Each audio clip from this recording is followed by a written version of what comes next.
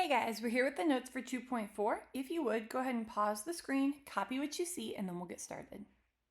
Awesome. So today we're talking about arithmetic sequence. An arithmetic sequence means that you are looking at a pattern of numbers that involves adding or subtracting between those numbers. So a couple examples might be like 5, 10, 15, or something like 50, 40, 30. Okay, so in the first problem, we're adding 5 in our pattern. The second pattern, we're subtracting 10 each time. Whatever that pattern is or however you're changing, that's called our common difference or our constant difference. It's what you are doing to move between consecutive numbers, or how do you move in order, okay? The nth term is called an a sub n, and I'm going to write those words. We say that a sub n. That means I'm looking for the nth term. So maybe I'm looking for the 100th term or the 31st term. The nth term means whatever its location or its position in the sequence. So that number n talks about the position in a sequence. So anytime I see a sub 1, that means the first number. If I'm looking at a sub 2, that means that's my second number. A sub 3 would be my third number, and so on and so on. Okay? All right, so let's go ahead and look at what our formula is going to look like. Our formula is called the recursive formula. You're going to have two. There's another one on the second page. So recursive formula means if I'm looking for the specified term, the a sub n, I'm going to use the previous term and the common difference to move between them. All right, so if I'm looking at this one and I'm giving you an example right here, if I say a sub n equals a sub n minus 1 plus d. Look at your terms. If I say the second term, 7, is the first term plus how much? 4. Our pattern is that we're adding 4 over and over and over. I can change out my numbers and still do the same thing. I can say my third term, 11, is the same as the second term, so the one that came previously, plus 4. That's going to be true over and over and over, okay? So let's look at trying to solve a couple of these questions. Problem number 1 asks, is this an arithmetic sequence? How do you know? Well, first I want to check and see if they're adding or subtracting in the pattern. To get from 3 to 7, I'm adding 4. Am I adding 4 again? Yes. Am I adding 4 again? Yes. So plus 4 every time. So we would say, yes, it's an arithmetic sequence, because we add 4 every time. Okay? All right. Second, what is the common difference? Well, what are we doing every time? We said it was 4, but because I'm getting larger, we want to make sure it's plus 4. Okay? Our a sub 1, again, we say a sub 1. That's how we would ask that question. A sub 1 is asking you, what is the first term in my sequence? Well, that's going to be this guy. My first term is going to be 3. Then it asks for my a sub 3, which would be my third term. In this case, my third term would be the 11. But when it comes to a sub 5, I don't have that written. A sub 5 is not one of the ones that was written out for me. So if I want to find that number, I'm going to have to take my current pattern, add 4 to it. So 15 plus 4 gives me 19. That's how I would find my number. Now, if I ask you to find something like a sub 20, that would be such a pain in the butt, right? We would have to literally list out 19 different numbers in order to figure out who the 20th one would be. That's why recursive formula is not super convenient, okay? If it's not asking you for something small, it's going to be a pain in the butt to keep going, okay? We're going to see an example of that on problem 2. All right, question 2. If you have a sequence where a sub 1 is 24, and the common difference is minus 4, write the first 5 terms. Okay, so I know my first term, 24, that's a sub 1. If I'm subtracting 4 every time, so subtract 4 would give me 20. Subtract 4 would give me 16. Subtract 4 would give me 12. And subtract 4 again would give me 8. Now, step B is asking me what a sub 10 is. Well, in order to find a sub 10, I have to keep counting. So in order to find that, I'm going to need to know what 6, 7, 8, and 9 are so that I can find 10, all right? So if we keep subtracting by 4, 8 minus 4 is going to give me 4. Take away 4 again is 0. Take away 4 again is a negative 4. Take away 4 again is a negative 8. And if I take away 4 again to get a sub 10, it's going to give me negative 12. All right, so that's going to be my answer. Oops. Obviously, that gets significantly harder the farther out you have to go. Okay. All right, let's look at the last one for our recursive formula. The recursive formula in a sequence is a sub n is a sub n minus 1 plus 5, and a sub 1 is 3. So let's label what we know here. Let me switch colors real quick. All right, this, remember, is telling you what your common difference is.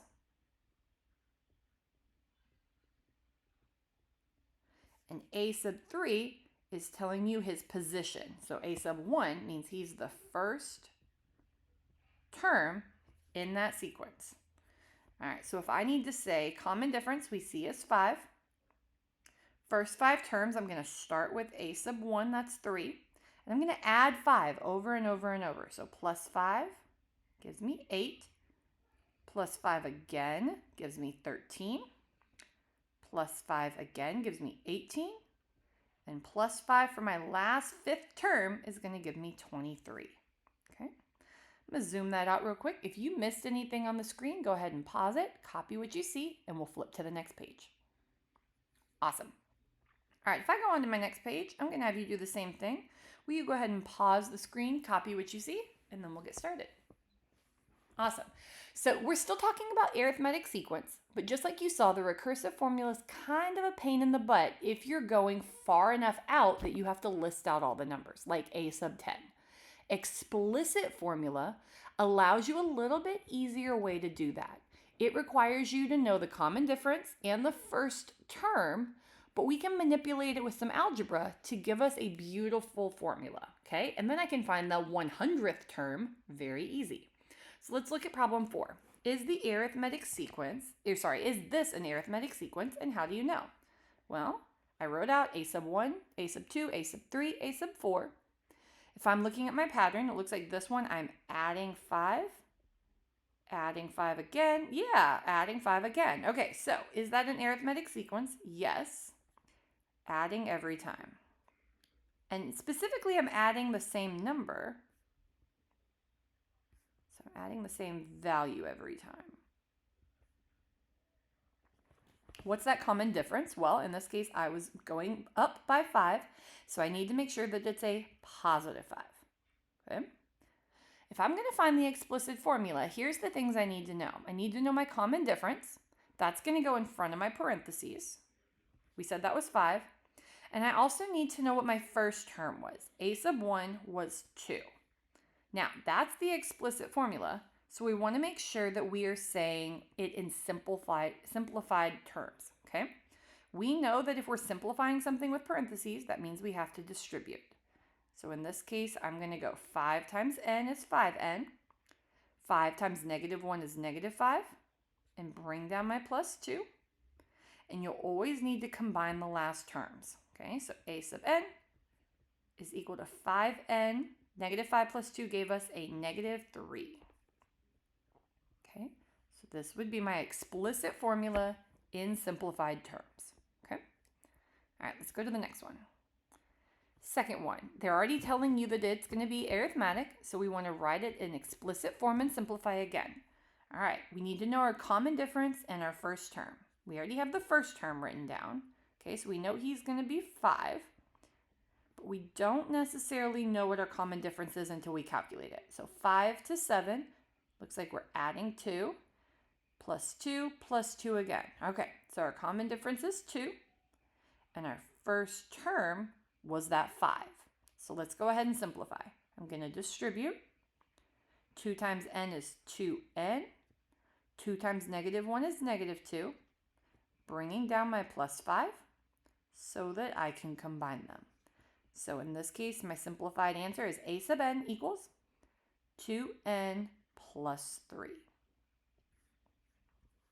Okay, so now we can use that in order to find our term. Remember, a sub n tells you the position. So we already have our formula. All we're going to do now is take, let me get a highlighter. We're going to take our number, so in this case the 8, and we're going to plug it in where the n is. So let's write that out. I have 2,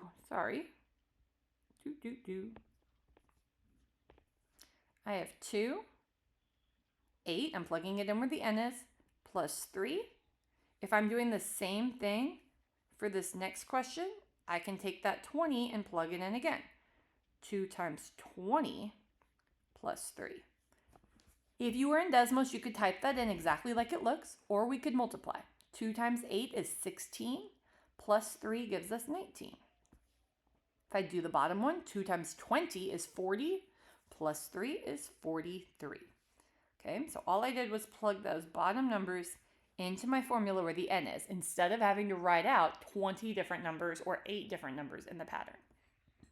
Okay, we have two more. Which equation can be used to find the nth term in the following sequence?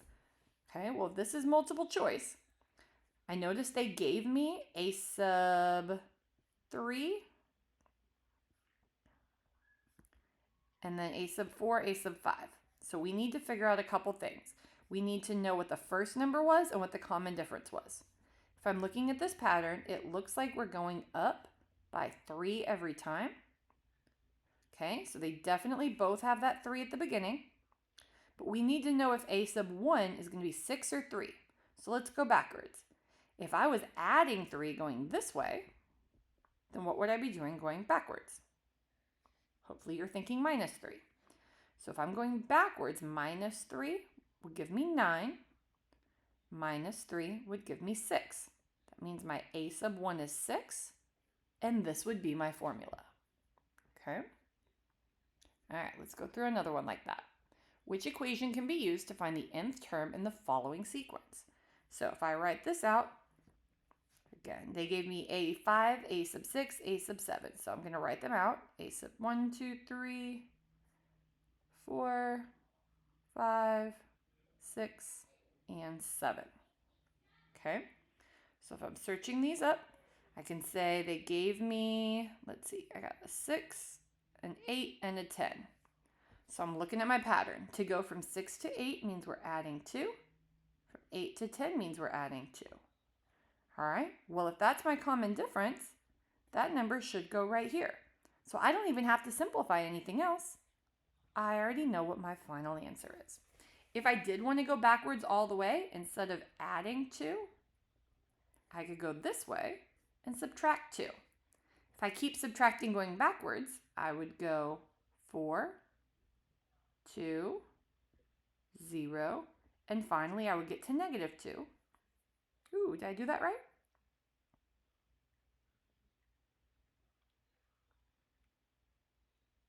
Huh.